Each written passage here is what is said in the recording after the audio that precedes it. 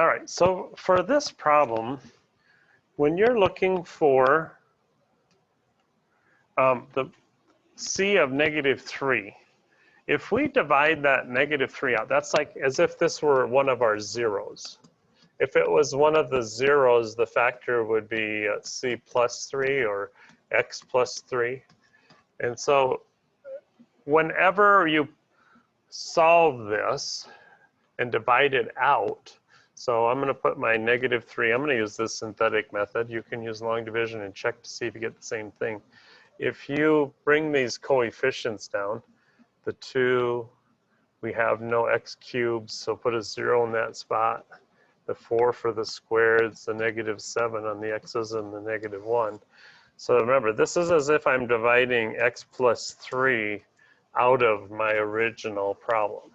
And so when I do that for synthetic, I'm putting down that 2, -6 adds straight down -6, multiply -3, -6, end up with a positive 18, add straight down 22, -3, oh my goodness, these are getting big, -66, add straight down, holy moly, if I didn't make a mistake here somewhere, it'll be a miracle.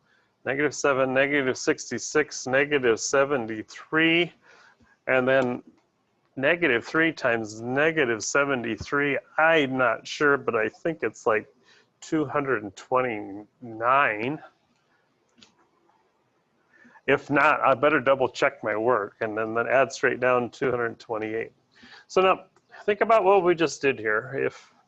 If I didn't make an arithmetic mistake first, if there's an arithmetic mistake, whew, I gotta double check my work though. Bring down that 2, -6, add them down, -6, multiply positive 18, 22, multiply by the -3, -66, add straight down, -73, it's that 3 times 73 that I was a little worried about, 219. Oh, that was close.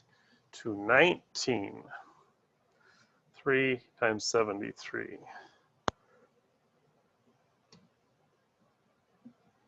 Let's fix that right there.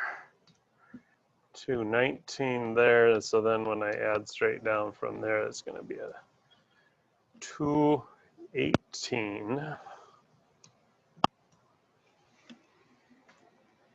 So what I have here, remember, is like x plus 3 times, let's see, these are the constants, my linear terms, quadratic terms, cubics, and that little plus in there, so it'd be times 2x cubed minus 6x squared plus 22x minus 73.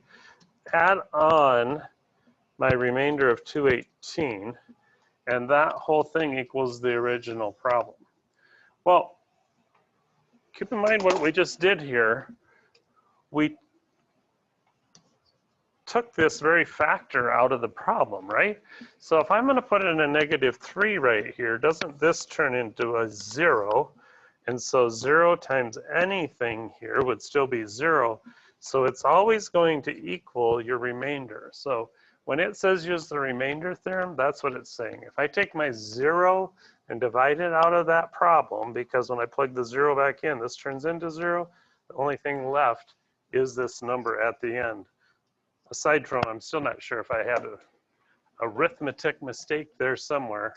It sure felt like there could have been, but that would be how you use the remainder theorem to find the solution to that problem.